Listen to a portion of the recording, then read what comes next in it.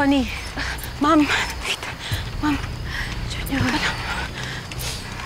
Ma'am, balita na po sa TV yung nangyari Pinaghahanap na po kayo ng mga kapulisan. Oo, at hindi sila titigil. Kaya nga kailangan natin mag-ingat. Ma'am, may mga dala na po akong damit. Pangkulay ng buhok, make-up. Para pwede na po kayo magpanggap ng ibang tao. Para malaya tayong makaalis. Salamat, Connie, ha?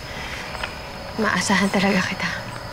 Hindi talaga nila ako dapat mahuli dahil kung hindi, kawawa yung anak ko. Ma'am, kailangan na po nating umalis. May tikit na po tayo ng bus papuntang probinsya namin sa San Pascual.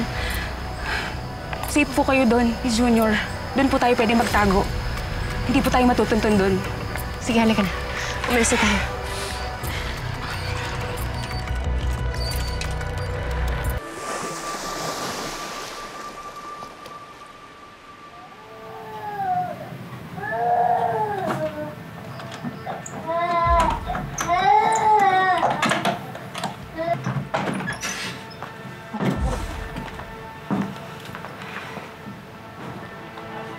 Pasensya na ho Lumang bahay ko po ito Matagal na po kasi walang tumitira. Pasensya na po, ma'am. Sige na. Lagay mo muna to si Junior. Patidaya mo na yan para makatulog.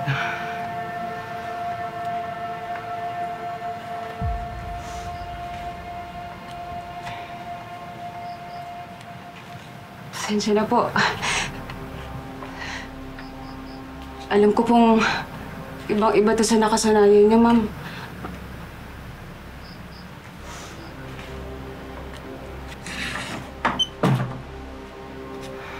Ibang-iba talaga. Ibang-iba na yung buhay ko ngayon. Pakatatag po kayo, ma'am.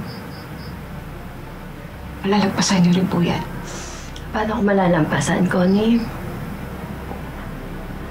Kung hanggang ngayon, mahal ko pa rin si Jordan. Mahal ko pa rin siya. After everything na nangyari, gusto ko pa rin na bumalik siya sa akin.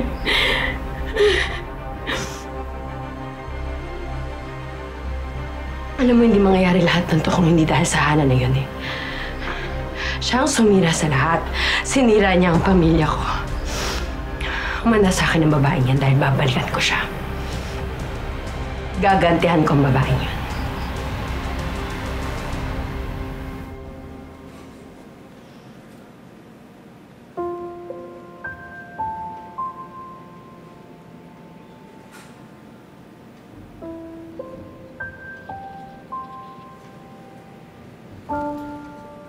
Leon.